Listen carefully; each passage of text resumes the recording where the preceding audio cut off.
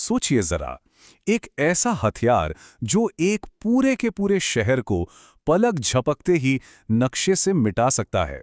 और ये हथियार कहीं और नहीं बल्कि समंदर की गहराइयों में अदृश्य होकर चुपचाप गश्त लगा रहा है।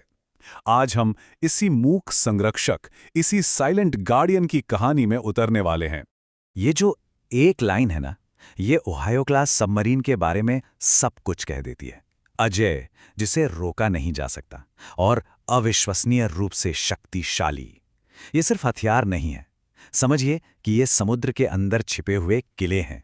तो इसके मिशन को समझने के लिए हमें एक कॉन्सेप्ट समझना होगा, परमाणु ट्रायड। ये अमेरिका की न्यूक्लियर स्ट्रैटेजी के 3 स्तंभ हैं। पहला, जमीन से लॉन्च होने वाली मिसाइलें। दूसरा, हवा में मौजूद बॉम्बर। और तीसरा, समंदर के नीचे छिपे ये पनडुब्बियां। और इन तीनों में से ओहायो क्लास सबमरीन को सबसे घातक और सबसे सुरक्षित हिस्सा माना जाता है। इसका मतलब पता है क्या है? इसका सीधा सा मतलब ये है कि अगर कोई देश अमेरिका पर पहला परमाणु हमला कर भी दे, उसके सारे जमीनी और हवाई ठिकाने तबाह कर दे, तब भी समंदर की गहराइयों में छिपी ये पनडुब्बियां एक ऐसा विनाशकारी जवाबी हमला करने के लिए तैयार रहेंगी जिसकी कोई कल्पना भी नहीं कर सकता। और यही डर, यही क्षमता असल में परमाणु युद्ध को शुरू होने से रोकती हैं। तो आखिर इस समुद्री दैत्य को इतना अनोखा और खतरनाक बनाता क्या है? चलिए, इसके कुछ हैरान कर देने वाले आंकड़ों पर एक नजर डालते हैं। अमेरिकी नौसेना के लिए ऐसी कुल 18 पनडुब्बियां बनाई गई। 18! ये अपने आप में दुनिया के सबसे बड़े और सबसे पावरफुल सबमरीन फ्लीट्स में से एक बन जाता है। ये पनडुब्बियां 800 फीट से भी ज्यादा की गहराई पर ऑपरेट करती हैं। अब जरा अंदाजा लगाइए, ये कुतुब मीनार की ऊंचाई से 3 गुना से भी ज्यादा गहरा है। इतनी गहराई में इन्हें ढूंढ पाना लगभग नामुमकिन है। और बात सिर्फ गहराई की नहीं है, इस गहराई में भी वे 25 नॉट्स यानी कि करीब 46 किलोमीटर प्रति घंटे की रफ्तार से चल सकती हैं। पानी के नीचे इतने बड़े जहाज के लिए यह स्पीड वाकई अविश्वसनीय है। और ये टाइमलाइन देखिए, ये इन पनडुब्बियों की लंबी और कितनी जरूरी सर्विस हिस्ट्री को दिखाती है। शीत युद्ध के दौर से शुरू होकर आज की बदलती दुनिया तक ये लगातार खुद को अपग्रेड करती आ रही हैं।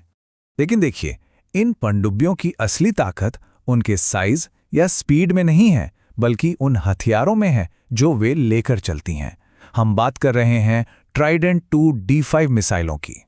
हर एक पनडुब्बी ऐसी 24 मिसाइलें ले जा सकती है। और सुनिए, हर एक मिसाइल में कई परमाणु वॉरहेड होते हैं, जिनमें से हर एक हिरोशिमा पर गिराए गए बम से कई गुना ज्यादा शक्तिशाली है। सोचिए, सिर्फ एक पनडुब्बी की मारक क्षमता हमारी कल्पना से भी परे है। इसका लॉन्च सीक्वेंस भी अपने आप में इंजीनियरिंग का एक कमाल है। इससे इतनी खामोशी और सटीकता के साथ अंजाम देने के लिए डिजाइन किया गया है कि दुश्मन को भनक लगने से बहुत पहले मिसाइल अपने रास्ते पर निकल चुकी होती है। लेकिन कहानी यहीं खत्म नहीं होती। शीत युद्ध के अंत और कुछ अंतर्राष्ट्रीय संधियों ने इन पनडुब्बियों के लिए एक नया और काफी अप्रत्याशित अध्याय खोला। हुआ ये कि पहली 4 पनडुब्बियों को रिटायर करने के बजाय उन्हें एक बिल्कुल नए रूप में बदल दिया गया। उनकी परमाणु मिसाइलों की जगह 154 टॉमाहॉक क्रूज मिसाइलों ने ले ली।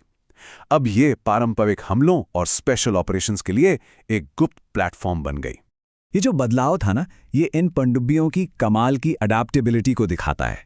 मतलब आज के मॉडर्न वॉरफेयर में भी ये उतनी ही खतरनाक और काम की हैं जितनी पहले थीं। और अब जब ओहायो क्लास की ये नावें अपनी सर्विस के अंत के करीब आ रही हैं, तो इनकी जगह लेने की तैयारी भी पहले से ही जोरों पर है। इससे ये पक्का हो जाता है कि अमेरिका की समुद्र आधारित परमाणु निवारक क्षमता आने वाले कई दशकों तक बनी रहेगी, जैसे मशाल एक पीढ़ी से दूसरी पीढ़ी को सौंपी जाती है। तो ये सब हमें एक बहुत ही गहरे और कुछ हद तक परेशान करने वाले सवाल पर लाकर खड़ा कर देता है। क्या विनाश के हथियार सच में शांति स्थापित कर सकते हैं? ये एक ऐसी तलवार है जो बैलेंस बनाए रखने के लिए म्यान से बाहर तो है, लेकिन इसका असल मकसद लड़ाई को रोकना है, शुरू करना नहीं। इसकी जो भयानक क्षमता है, वही इसके इस्तेमाल ना होने की सबसे बड़ी गारंटी है। तो सोचिए, जब किसी हथियार का असली मकसद ही ये हो कि उसका कभी इस्तेमाल ना हो, तो ये शांति की हमारी परिभाषा को कैसे बदल देता है? ये एक ऐसा सवाल है जो इन मूक संरक्षकों की जटिल विरासत को दर्शाता है, और उस दुनिया को भी जिससे वे आज भी लहरों के नीचे